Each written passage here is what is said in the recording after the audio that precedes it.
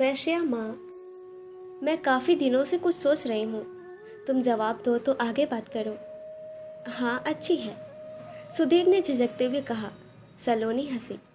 तो शर्मा क्यों रहे हो? तुम्हारे ही फायदे की बात सोच रही हूँ। बताओ क्या सोचा है? तुम चारू से शादी कर लो। जैसे करंट लगा सुधीर को, बोला। मेरे आपके जो संबंध हैं उनके बाद भी मुझे अपनी बेटी से शादी करने के लिए कह रही हो। वैसे भी आपकी जाति के लोग आपको खा जाएंगे कि दलित से शादी कर ली। तो क्या हुआ, शादी तो तुम एक दिन किसी से करोगे ही, और चारू की भी शादी तो होनी ही है। तुम उससे कर लोगे तो उसके बाद भी हमारे संबंध ऐसे ही रहेंगे। फिर कभी किसी को हम पर शक भी नहीं होगा। रही बात जाति की, तो तुम तो देख ही रहे हो कि हमारी जाति वालों ने ही हमें कैसे छोड़ दिया। उन्हें मैं अब सगुनी लगती। ऐसी जाति का क्या करूँगी? सुधीर सलोनी का मुंह देखता रह गया कि कोई औरत ऐसा भी सोच सकती है। सलोनी ने सुधीर के गले में बाहें डालते हुए कहा, क्यों, क्या तुम मुझसे प्यार नहीं करते? मेरे साथ हमेशा संबंध नहीं रखना चाहते? नहीं, ऐसी बात नहीं है, कहते हुए उसने भी सलोनी को बाहों में भर लिया।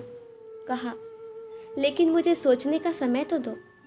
ठीक है, अच्छी तरह सोच लो। कुछ देर रुककर सलोनी चली गई। सुधीर ने बाद में सोचा, मेरा क्या नुकसान है? अच्छी भली शरीफ सी लड़की है। मेरे तो दोनों हाथों में लड्डू है। जब सलोनी को बेटी से अपना प्रेमी शेयर करने में कोई परेशानी नहीं, तो मुझे क्या? सुधीर ने सलोनी को फ़ोन पर अपनी स्वीकृति दे दी तो सलोनी ने चारू को भी सुधीर से विवाह के लिए तैयार कर लिया। उसकी बिरादरी में तो इस तरह के संबंध बहुत होते थे और कोई कुछ बोलता भी नहीं था। बहुत जल्दी सलोनी ने चारू और सुधीर की सिविल मैरिज करवा दी। चारू चली गई। अब सलोनी को रोकने टोकने वाला कोई नहीं रहा। जब चारू कॉलेज जाती तो सुधीर चारू को बिना बताए छुट्टी ले लेता। सलोनी पहुंच जाती। चारू सुधीर को पति के रूप में पाकर बहुत खुश थी। चारू के मधुर और शिष्ट व्यवहार ने सुधीर को बहुत प्रभावित किया। वह चारू को दिल से प्यार करने लगा। उसे साफ लगा कि उस परिवार में जाति को लेकर सवाल ही नहीं उठते थे। लेकिन अब भी सलोनी का जादू उस पर चढ़ता रहा। चारू को सपने में भी अंदाज़ा नहीं था कि उसकी अनुपस्थिति में प्यार का कैसा खेल चलता है। वह अकेली माँ का बहुत ध्यान रखती और यह देखकर खुश होती कि सुधीर और सलोनी के संबंध में बहुत अपनापन है। मन ही मन सोचती, चलो माँ को दामाद के रूप में एक बेटा मिल गया। वह बहुत संतुष्ट रहती। इसी बीच एक दिन सलोनी घर के सामने की सड़क के उस पार बने घर के सामने से गुजरते हुए रुक गई। यह घर काफ़ी दिनों से बंद पड़ा था और आज ट्रक से किसी का सामान उतर रहा था। उसकी नज़र एक पुरुष पर पड़ी जो सावधानी से सामान उतारने के निर्देश दे रहा था।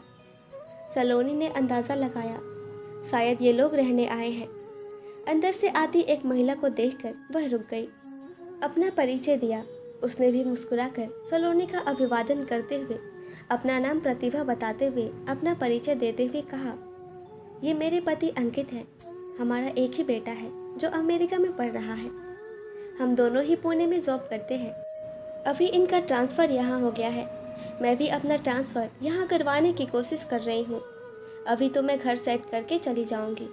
वीकेंड पर ही आना हुआ करेगा। सलोनी प्रतिभा और अंकित के प्रभावशाली व्यक्तित्व से बहुत प्रभावित हुई और उसी समय उन्हें डिनर पर आने के लिए कहा। प्रतिभा और अंकित ने सहर्ष निमंत्रण स्वीकार कर लिया।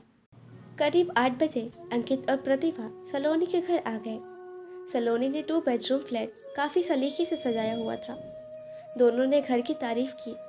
सलोनी ने उनकी खूब आवभगत की, अपने बारे में सब बताया तो प्रतिभा हैरान होकर कह उठी, अरे, लगता ही नहीं आप एक विवाहित बेटी की माँ हैं। आप तो बहुत यंग और स्मार्ट हैं। सलोनी खुश हो गई। उसके बनाए खाने की दोनों ने खूब तारीफ की। प्रतिभा ने 1 हफ्ते की छुट्टी ली हुई थी। जाने तक औपचारिकता खत्म हो चुकी थी। 11 बजे के आसपास वे लोग चले गए। उसके अगले दिन भी सलोनी घूमती टहलती उनसे मिल आई। अंकित ने अपना ऑफिस ज्वाइन कर लिया था। सुधीर और चारू को भी उसने इन नए परिचितों के बारे में बता दिया था। चारू ने खुश होकर कहा, अच्छा है, आपको भी कुछ साथ मिल जाएगा। घर अच्छी तरह व्यवस्थित कर प्रतिभा पुणे चली गई। सलोनी ने अंकित से कह दिया था, किसी चीज़ की भी ज़रूरत हो तो बेझिझक कह सकते हैं मुझे। एक दिन शाम को मार्केट में ही सलोनी की अंकित से मुलाकात हो गई तो अंकित ने कहा, आइए, घर ही तो जाना है, मैं छोड़ देता हूँ।